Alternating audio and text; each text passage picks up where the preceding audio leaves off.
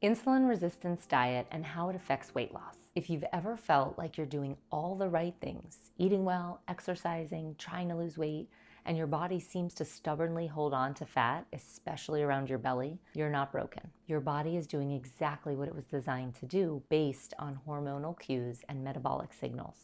After working with thousands of women over 40, I can tell you this is so common and so frustrating. I want you to know right now that you're not alone. I'm Michele Ariana, lead empowerment coach here at Fast 40. And we made this video because so many of you kept asking us about insulin resistance specifically. Not just a quick list of eat this, not that, but a real understanding of what's happening in your body, especially over 40. In this video, we're going to walk you through 10 powerful science-backed tips for an insulin resistance diet and how it affects weight loss. We'll go beyond the basics and highlight lesser known strategies. In just a moment, Dr. Cody is going to reveal the biggest breakthrough that helps people finally get out of the insulin trap. So stick with us. Let's start with what no one has told you. Insulin resistance is not your fault. It builds slowly over time, especially if you've lived in a high-stress world, had seasons of poor sleep, been on and off sugar binges, or used food to cope with hard moments. Haven't we all? I know I have. Insulin resistance is what happens when your cells stop listening to insulin and your pancreas just keeps producing more and more of it. This high insulin state basically tells your body, hold on to fat. We're under threat. If you've been gaining weight even while eating healthy or moving your body more, this might be why. Tip number 1 is to change your focus from eat less to lower the insulin load. Foods that spike your blood sugar rapidly require a surge of insulin. When that happens over and over, your body starts to tune insulin out. The goal is to reduce the number of insulin spikes per day. A super simple first step is to swap out any sweetened drink or snack today with a whole food choice. Water with lemon, herbal tea, or even a piece of fruit with some protein and fat. It's a small win, but those wins add up. Tip 2 is understanding glycemic load, not just the calorie label. Low glycemic foods like lentils, berries, sweet potatoes, squash raise your blood sugar slowly and gently. That means less insulin needed, fewer cravings later, and a more stable mood. Also, your genes fit better. Research backs this up. Low glycemic eating improves insulin sensitivity and metabolic health far better than just slashing calories. Tip 3, prioritize protein.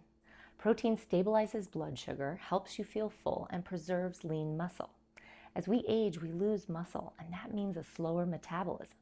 We often start our clients with 30 to 40 grams of protein per meal.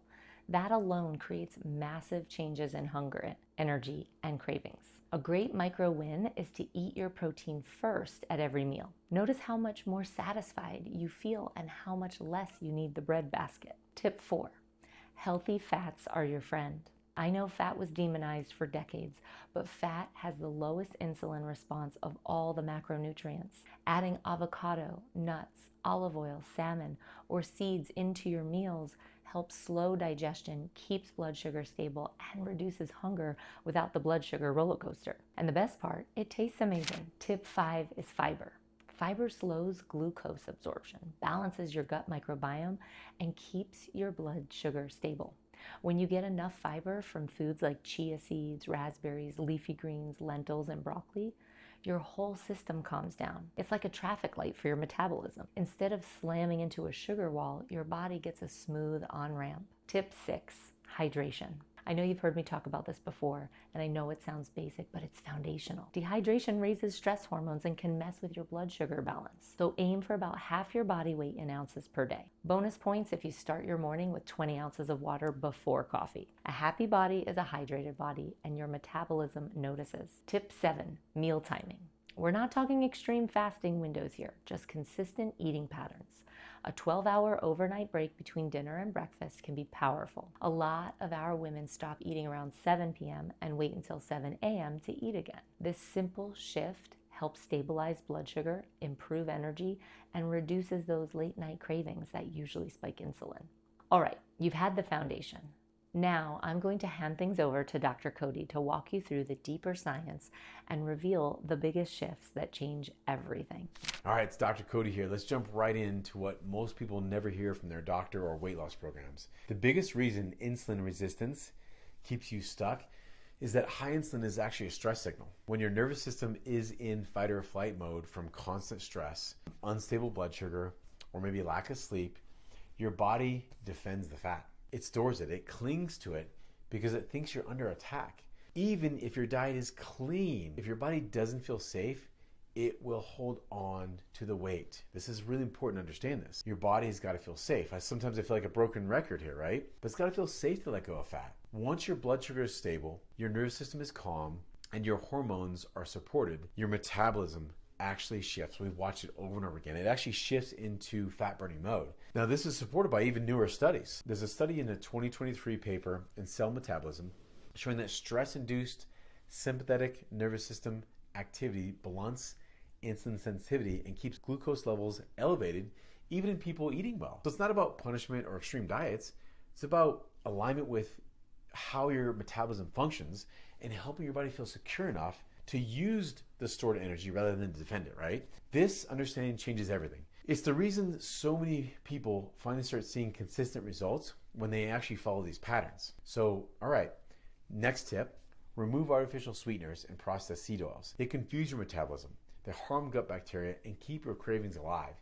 Even if they don't raise blood sugar in the moment, over time they disrupt insulin signaling. There's a recent clinical review from Frontiers in Nutrition and the Journal of Clinical Investigation. They confirmed that non-nutritive sweeteners like sucralose, aspartame, they impair glucose tolerance and alter gut microbiota in ways that actually promote insulin resistance. As far as processed seed oils like soybean or corn or canola, high levels of omega-6 fatty acids have been shown to increase inflammation and oxidative stress, which directly impacts insulin function. So that diet soda, it may not be helping, right? Next tip, you gotta look behind the scale.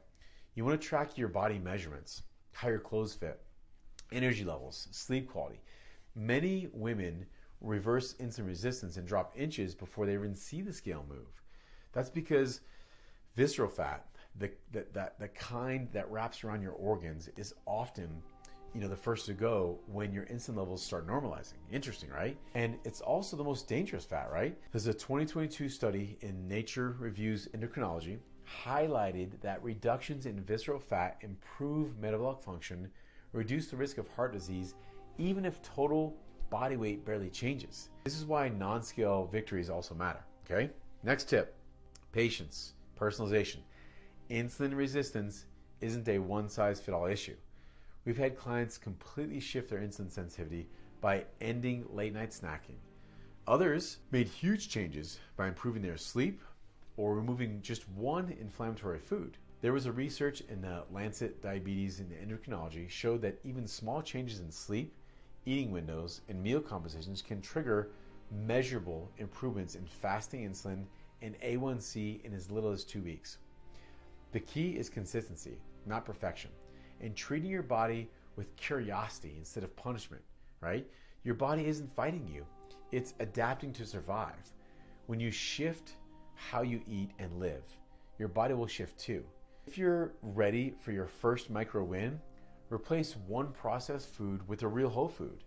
Just notice how you feel in a few days.